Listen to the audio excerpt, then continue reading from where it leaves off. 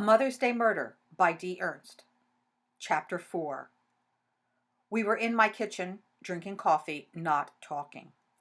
I had 3 projects waiting for me upstairs, and I wouldn't get paid this week if I didn't finish them. But all I could think about was the empty dresser drawer at the Mitchell house. Shelley had spoon sugar into her coffee and was still stirring it, and the spoon was making soft clinking noises as it hit the sides of the mug. I had been listening to it for what seemed to be 10 minutes. Shell, stop stirring, I growled. I think your sugar has dissolved by now. She shot me a look. What's with you anyway? You're a bit touchy? I think something awful happened to Lacey, I blurted out. I can't stop thinking about her, which is so weird because I don't know her very well and certainly don't like her very much. Carol, do you have a number for this Sam person? She shook her head. No, but I can get one. I'll see if we can get an appointment later this morning. She pushed away from the table, got up, and put her mug in the sink. Shelley, all her clothes were really gone. How very distressing. And before Mother's Day. Poor Lacey. And her poor little boys. I could hear Kate on the stairs, and she came into the kitchen wearing a t-shirt and a thong. She froze, looked around, then glared at me. Gee, Mom, thanks for the warning. I waved a hand. Why are you worried? Kelly used to see you naked. So did Carol. You usually aren't up this early? Yeah, I know. It's weird. Hey, everyone, just popping by for coffee. She waved and popped a pod in the Keurig. Are you having a meeting or something? You look pretty serious. We're going to the police about Lacey Mitchell, I told her. She nodded. Wow, well. Are you going to take it to missing persons? Carol shook her head. No, dear, I know a detective there, Sam Canali. Your mother told me about France. How very exciting for you. Caitlin actually blushed. Kate grew up loving words, and for her, the library was almost sacred, which put Carol on some sort of pedestal from which she would never be able to climb down. Thanks, Mrs. B. Yeah, I'm pretty stoked. You make sure Mom doesn't go too crazy. Carol smiled graciously and left. Shelley sat back and stared at Kate. Are you sure this isn't about some boy? Kate looked at her in surprise. Boy? You mean like go all the way to France just to be with some guy? Shelley shrugged. Or go all the way to France to not be with some guy. My daughter turned beet red as she added cream to her coffee mug. Kate? I stared at her, then at Shelley. Who? It's nothing, Kate muttered, and practically ran from the kitchen. I pushed my coffee away from me and glared at Shelley. What do you know that I don't? Shelley looked very innocent. Kyle Lieberman. I frowned. You mean Kyle Lieberman, who was her best friend in 3rd grade? Skinny Kyle with the awful nose and big blue eyes? Shelley was smirking.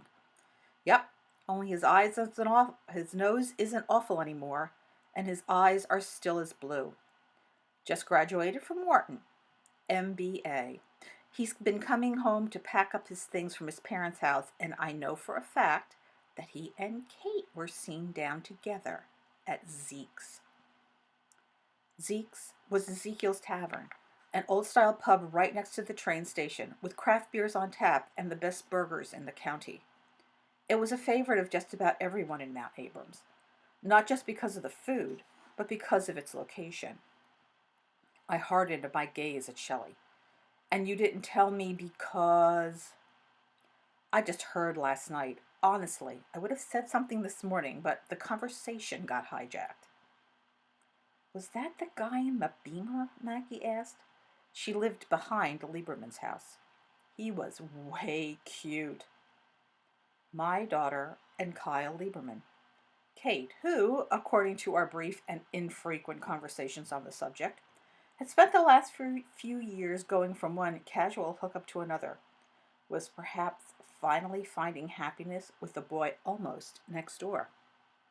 Talk about the world being full of mysteries. Lawrence Township may sound small and country-like, but it was in fact a very large, sprawling town of over 50,000 people in an area of over 25 square miles, 30 minutes due west of New York City. The police station had been rebuilt about 10 years ago, and it was a large, imposing place adjacent to the municipal court, right across the courtyard from Town Hall. Carol and I walked through the glass doors into a small lobby, past the bulletin board to a thick window. A very young-looking officer behind the glass leaned forward to speak into the microphone. Yes? I have an appointment with Detective Canali, Carol said. The officer nodded, spoke into a phone, and a few seconds later, the door clicked and swung open. Come on through, he said. We walked through the door into a short, empty corridor. A door on the other end opened, and a man stood there, smiling. Mrs. Anderson, how lovely to see you, he said, and we followed him into the squad room. There were a dozen or so desks, half of them empty, and a buzz in the room, but there didn't seem to be much actually happening. No jaded hookers slumped in a chair, no shivering junkies, not even a happy drunk. Crime in Lawrence Township appeared to be non-existent. Detective Canali led us to a small glass-enclosed room, held the door open, then closed it behind us and sat at the small metal desk with us. He took out a notebook and asked for our names, spelled out, please, then our addresses and phone numbers. He closed his notebook and folded his hands in front of him. Now, what can I do for you? I almost said, marry me. He was pretty much the sexiest man I had ever seen in real life, and I think my tongue was hanging down to the floor. He was big, not just tall, although he was probably over 6 feet, but big everywhere. Broad-shouldered and a barrel chest, thick neck, and large, strong-looking hands. He was probably my age, maybe older, his hair turning silver, with a slight softening at the jaw. And he looked dangerous. He was dark-skinned, probably Middle Eastern, with dark eyes and thick but beautifully formed eyebrows. There was an energy about him, as though he was ready to spring into action, but it wasn't a nervous kind of energy. Every movement he made seemed deliberate and necessary.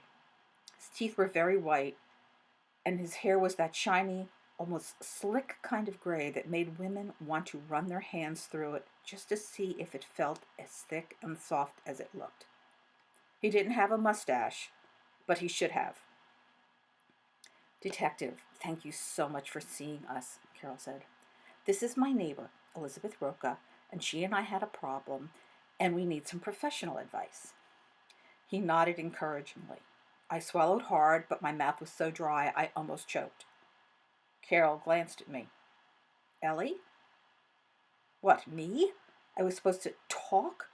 About what? I had looked into Detective Canali's eyes and completely forgotten why I was here. Ellie, she said a bit more strongly. I tore my eyes from his face and looked at her. Carol. Oh, that's right. We were here because of Lacey Mitchell. I turned back to Detective Canali. We believe something has happened to another neighbor of ours, I said. We haven't seen her for a couple of days, and there are, well, circumstances. He raised an eyebrow. What kind of circumstances? I had a brief flash of this man dressed in robes, riding an Arabian stallion through the desert, sword held aloft like a character from Lawrence of Arabia. Her name is Lacey Mitchell, and she lived with her husband and son in Mount Abrams, and no one has seen her since last Friday when she picked up her boys at the bus stop. Her husband says she's with her sick father in Buffalo, but he's lying. He frowned. Is he? Yes, her father died this past winter, down in Virginia. Suddenly. Apparently, there was a lot of money involved, millions. And there's a wife, but she wasn't mentioned in the obituary, which I find highly suggestive. Of what? Of some sort of separation or divorce, meaning that Lacey would have gotten all the money. He sat back. And you know this how? I settled myself more squarely in my chair. I looked it up. I found the marriage announcement online, of course, got Lacey's maiden name, and started looking for the parents. There was an obituary for the father and a small article about all the money. And the mother still has a phone in Fairfax, even though she didn't answer, and there was no trace of her online since 2002. His mouth twitched. His lips were very soft and full. Very enterprising of you, Mrs. Roca. I'm not Mrs. Roca, I said. I used to be Mrs. Simons, but not anymore. I'm Miss Roca. Ms. Roca. Ellie. Ellie, then. You must be a very accomplished researcher. I nodded. I'm an editor, freelance. I often have to do fact-checking for my clients. He tilted his head. Really? Lucky you, spending all your time reading. Although I imagine you have to read a lot of things that are not to your taste. I rolled my eyes. You have no idea.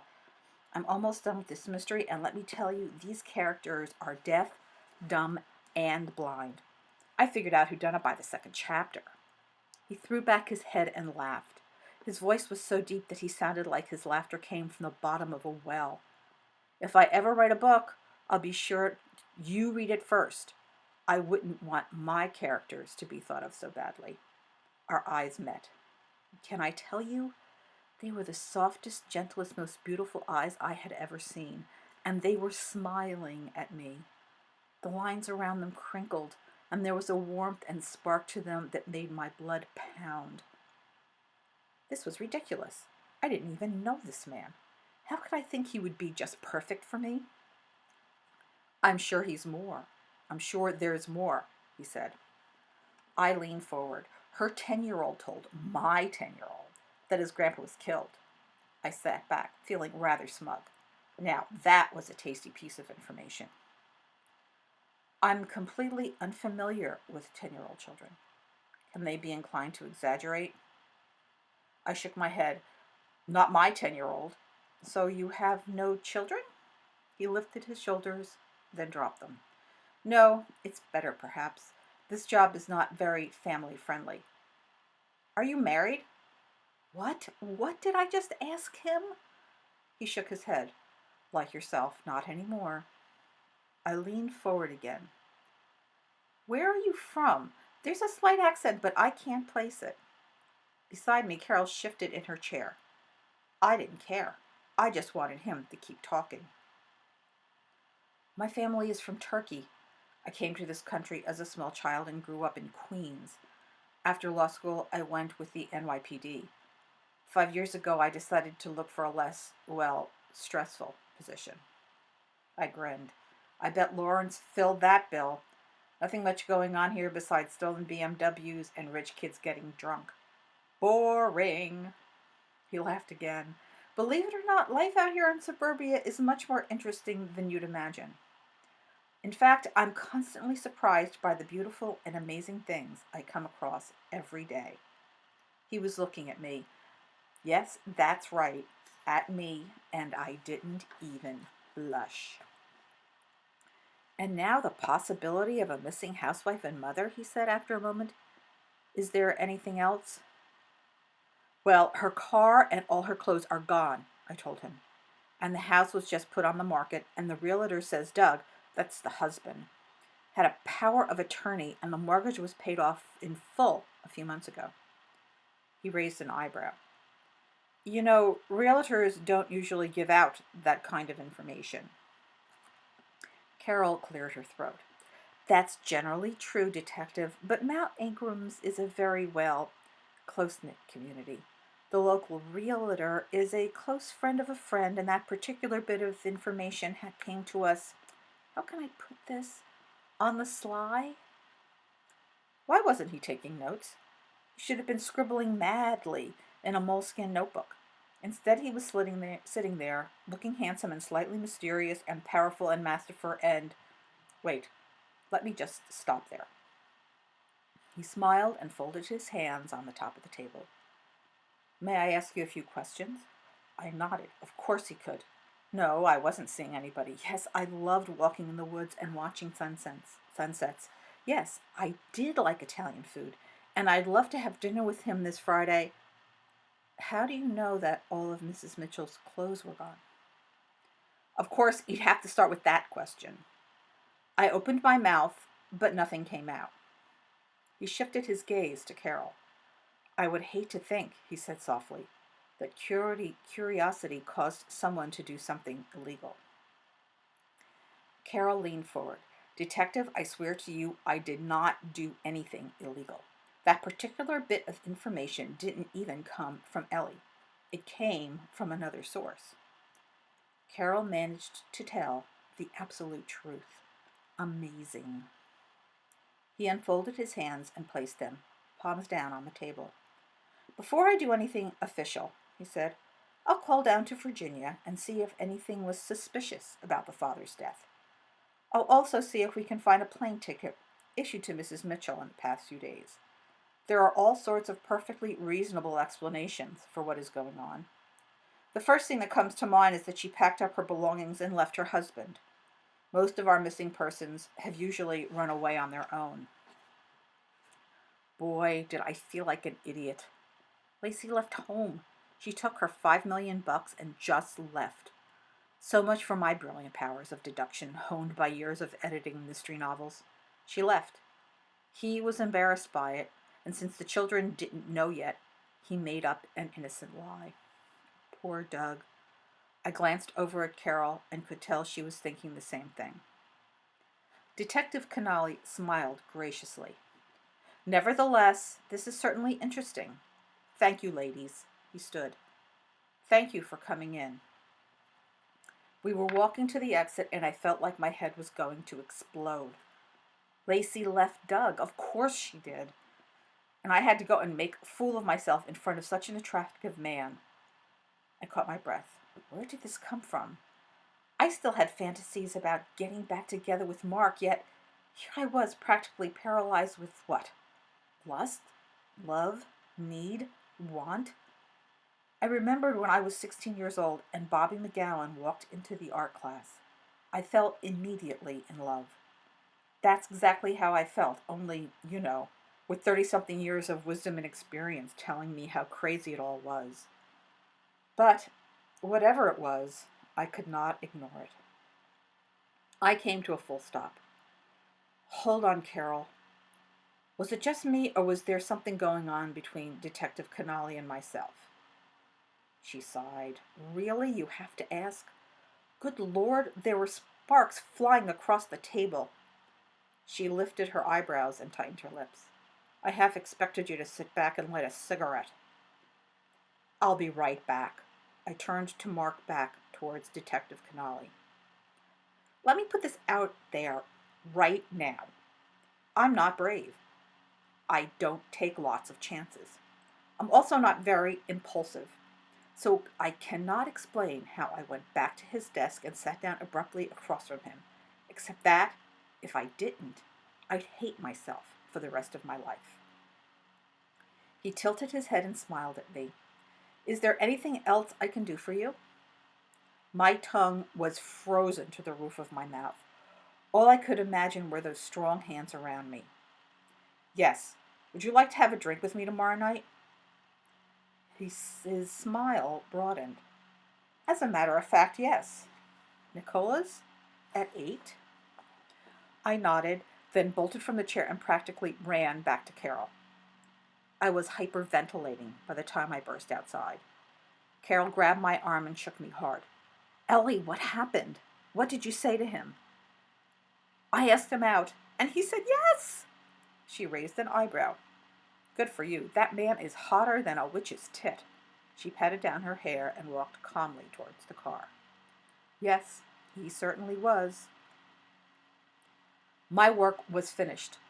I had done a bit of snooping, satisfied my inner Nancy Drew, then gone to the correct authorities, and now the situation was in the hands of people who actually knew what they were doing, and would probably find Lacey hanging around the pool in the Caymans with a studly 23-year-old.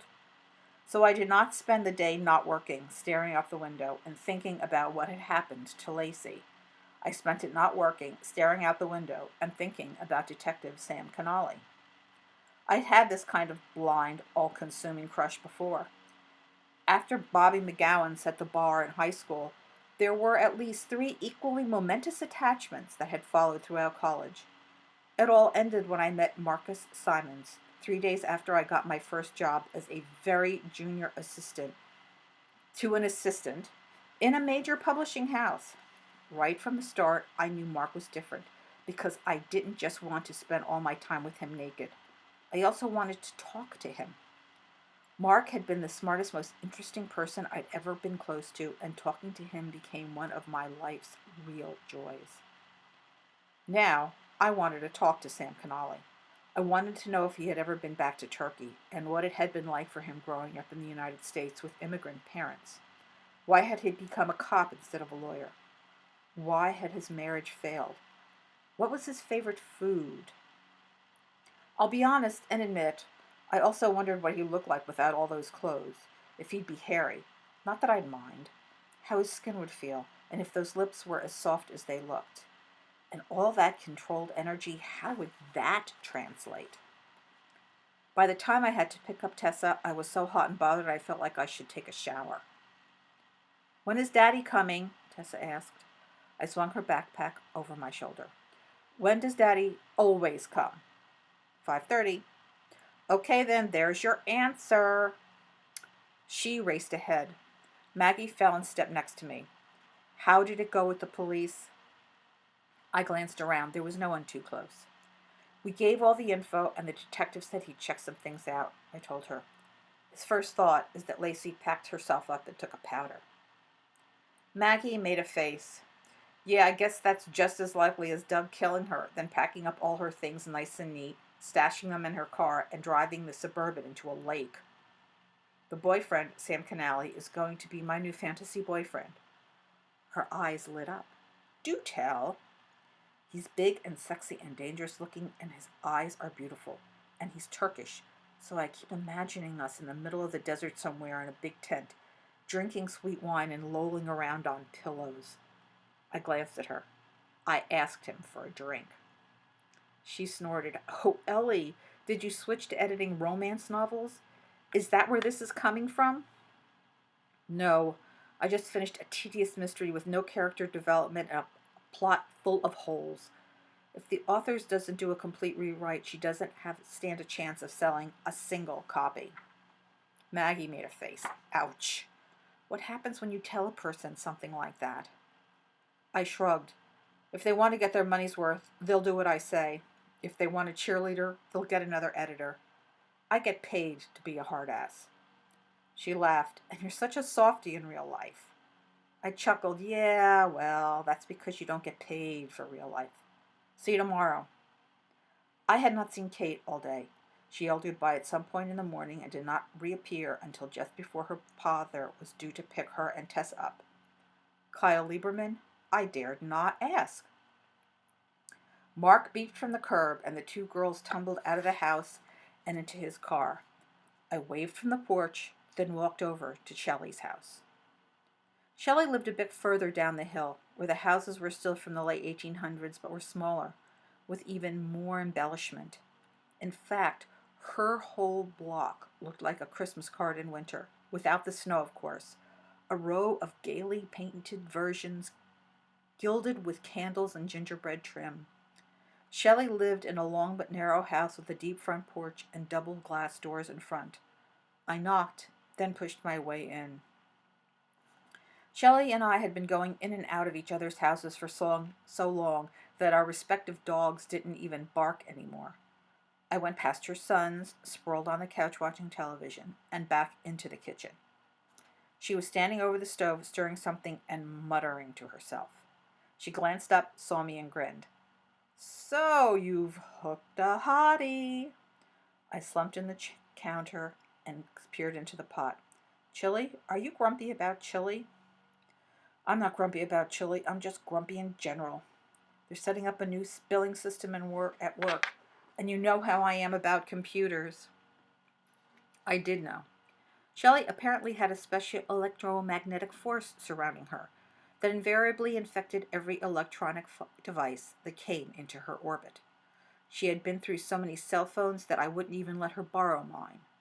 The things that happened to her various computers and laptops would have sent all of Silicon Valley into a tailspin. Sorry, I said, and yes, I have a date with a very sexy man, and I haven't dated in 26 years. Do you think much has changed? Ask Carol. Then again, don't ask Carol. When I saw her earlier, she was trying to decide what color pantyhose to wear to meet Leon. I don't know anyone who wears pantyhose anymore. Just Carol. At least I feel better about Lacey. I mean, this detective seemed to take us seriously. I think he'll really find something out, if there's anything to find out. But I'm pretty sure he's right, and Lacey just left. Yeah, I get having a bunch of money and leaving the old life behind. But her kids? She wasn't exactly the warm and fuzzy type, but I think she really loved those two boys. I was trying to think. How was she when she picked them up Friday afternoon? Do you remember? Did she seem like she was extra clingy because she was never going to see them again? I'm not there for pickup, remember? Asked Maggie.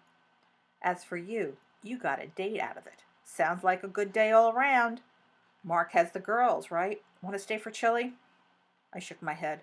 No thanks. Celery and cottage cheese tonight. I have to save calories for tomorrow night in case things get crazy and there's an appetizer with drinks. Well, it's paying off. You look really good. Pre-Tessa good.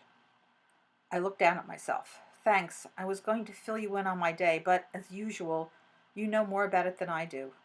I shot her a look. What's with Kate and Kyle? She grinned. Doesn't that sound so cute? Kate and Kyle? She shrugged. They've been down at Zeke's a couple of times, that's all. Why don't you ask her? I shuddered. Ask my daughter about her love life? Are you kidding?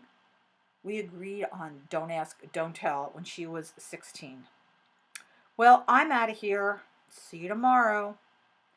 I walked back home, ate carrots, cottage cheese, and celery with all natural peanut butter. I called my brother, inviting him to fly out for the weekend, but he was spending the day with Cal's mother. We talked for a long time. Ted was not just my brother, he was one of my best friends, and we always had lots to share. I finally hung up, and since I had gotten very little work done, I went upstairs and made it a point not to look out my window towards the Mitchell house. I was in the zone when the girls came home, because I didn't even hear the car or the front door slam. I snapped out of a rather spicy interrogation scene and hurried downstairs at the sound of Tessa's yelling. I turned into the kitchen and stopped short. Mark was there.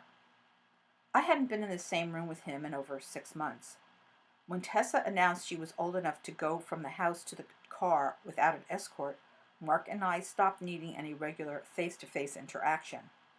But I knew why he was in my kitchen. Tessa was throwing a fit, and he was trying to calm her down. He was on his knees in front of her, and she was yelling at him, her little face mere inches from his own. Kate was slumped against the door jamb, looking miserable. Whoa, Tessa, stop yelling, I said, loud enough for her to hear. She turned and ran to me, throwing her arms around her waist.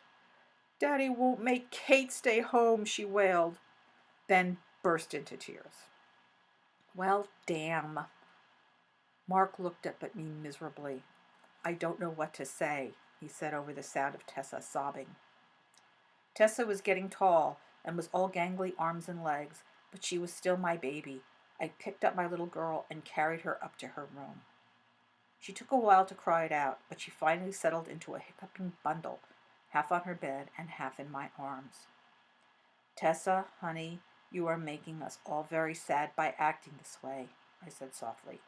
You're hurting Caitlin and your daddy and me. I know you love your sister and don't want her to leave, but this is important to her. And when you love somebody, you can't keep them from following their dreams. She sniffed. What about my dreams? I stroked her hair. What are your dreams, baby? That Caitlin and I live together on a farm with 6 horses and a goat. Oh, I kissed the top of her head. And when were you going to do that? After I got out of vet school. She sat up and wiped her eyes. and we were going to have lots of rescue dogs, and I'd take care of them all for free. That's a great dream, Tessa. But isn't Kate going to have to wait an awfully long time for you to get out of vet school? She nodded, then looked at me with narrowed eyes. She was a smart kid. She knew where this was going. So while she's waiting, I went on, shouldn't she be able to do what she wants? She took a deep breath. But she'll be gone for 2 years. I hugged her. I know. I'll miss her too, but we can Skype and stuff. She can still text you all the time. She buried her face in my side. Not the same. I know, but it's what we've got. She nodded. Good. Now go downstairs and say goodnight to Daddy, and then take a quick shower, okay? She uncoiled herself and slid off the bed and out the door. I sat there for a few minutes looking around her room. She was still in the princess stage, the pink and purple stage, the stuffed animal stage. I knew that at any moment I would turn around and she, too, would be going off on her own into the great unknown. A few minutes later, Kate and Tessa came back upstairs. I got off the bed and met them in the hall. How are my favorite girls now? I asked. Kate gave me a hug. She's a tough bug, but I think we're good. She glared at Tessa, who promptly stuck out her tongue and scurried into the bathroom. Dad's still downstairs, Kate said, then went into her room. I went downstairs slowly. I could hear Mark talking, and I knew he was lecturing Boot. He had been crazy about that dog, and would spend evenings lecturing her on various subjects, from proper canine behavior in public to how to properly clean her butt. Kate had especially loved those times, and she would be collapsed in giggles by the time Mark was done. But tonight he was sitting alone in what used to be his living room, and I could hear him say, "And don't forget to go in every day and smell Kate's room. You don't want to forget her," he said. I paused to watch him, sprawled in the corner of the couch, Boot practically on his lap with her ears perked in intense concentration. Spend more time with Tessa until she becomes a pain, then pee on the floor a little so she goes away on her own. Please, I said with a grin, do not be telling the dog it is okay to pee in the house. He looked up and smiled. I told her just a little. His smile could still make my stomach do flips. When he left, he had truly broken my heart. It had taken me 3 years to get over his being gone. I never got over being in love with him. Looking at him now, I could still feel his body against mine. I knew the way his skin tasted and the sound of his breath in the night. How are you? I asked. It felt easy, standing on the other side of the room. After not being alone with him for so long, I wasn't sure how I would feel. It wasn't bad. I'm good, he said, scratching Boot behind her left ear. The babe is up and grown. I nodded. We'll get used to it, I guess. I'm really happy for her. How's your mom? He asked. I shrugged. The same, maybe worse. I see her every Friday for lunch. I had a sudden flash. I'm taking her to the orchid show this Sunday for Mother's Day. Would you like to come? She always asks for you. He smiled. Sure, since my own mother still insists on celebrating Mother's Day alone in the Caribbean, I've got nothing else to do. Great. I'll get you the details. The girls will love it. He was watching me. You look really good. I shrugged. Well, losing 50 pounds will do that. He shook his head. Not just that. You look happy. I am. Work is good. Money's coming in. I've got friends. I've even got a date. He raised his eyebrows. A date? Good for you. He glanced around. You painted the living room? Last year, when Kate was around for Christmas break, we went for gray rather than the usual taupe. I like it. He got up. He was not tall, barely 5'10", and slightly built. His hair was dark red, the color of fall leaves and copper wire tangled together. His eyes were deep green, his skin fair and freckled. He had aged a bit, a trace of gray around the temples, and a tired look around his eyes. I suddenly thought of Sam Canali, all big and dark and sexy.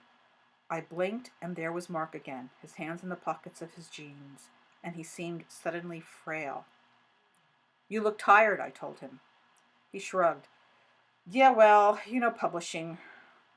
Right now it's even a bigger clusterfuck than ever. I nodded. I bet. I'm still in a lot of the loops. Still get Publishers Weekly. Not a pretty picture. He nodded a few times, looking down at the floor. That meant he was thinking, and thinking hard. So, a date? Yup. First date in a really long time. Well, he looked up. I still love you. You know that, right? I think I stopped breathing. He what? He just said, what? I finally exhaled. Yeah, sure. You're just not in love with me anymore, right?